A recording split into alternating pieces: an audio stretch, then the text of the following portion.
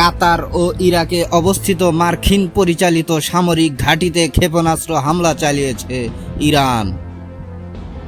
সোমবার 23 জুন BBC, Al Jazeera, Reuters, ইরানের পেস টিভি, ইরাকের গণমাধ্যমও খবর জানিয়েছে।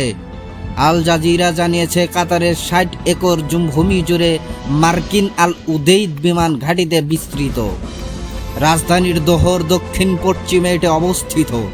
এটি মার্কিন কেন্দ্রীয় কমান্ডারের ফরওয়ার্ড সদর দপ্তর। ইরাকের গণমাধ্যম জানিয়েছে, ইরাকে অবস্থিত মার্কিন আসাদ ঘাঁটিতে 6টি ক্ষেপণাস্ত্র নিক্ষেপ করেছে ইরান। ইরানের প্রতিশোধমূলক ক্ষেপণাস্ত্র হামলার সন্দেহে সংযুক্ত আরব আমিরাতের আকাশ সীমা বন্ধ করে দেওয়া হয়েছে বলে সংবাদ মাধ্যমকে জানিয়েছে। এর আগে রোববার ভোরে যুক্তরাষ্ট্র B-2 স্টেলথ বোমারু বিমান দিয়ে ইরানের 3টি পারমাণবিক স্থাপনায় হামলা চালায়। হামলার পর মার্কিন প্রেসিডেন্ট ডোনাল্ড ট্রাম্প ঘোষণা করেন, মার্কিন বিমান বাহিনী ইরানের 3টি পারমাণবিক স্থাপনায় সফল আক্রমণ চালিয়েছে।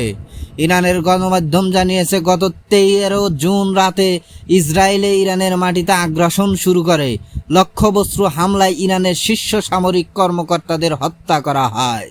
ঘরবাড়ি সরাসরি আঘাত হানার ফলে বেসামরিক নাগরিকও প্রাণ হারান। এরপর তেহরান 24 ঘন্টার কম সময়ের মধ্যে প্রতিশোধমূলক আক্রমণ চালায়। পরের দিনগুলোতে ইসরায়েলের আক্রমণের বিরুদ্ধে ইরানও ধারাবাহিকভাবে হামলা চালিয়ে যাচ্ছে। উভয় পক্ষেই হতাহতের খবর দিচ্ছে এবং বেশ কয়েকটি স্থাপনায় ক্ষতি স্বীকার করেছে।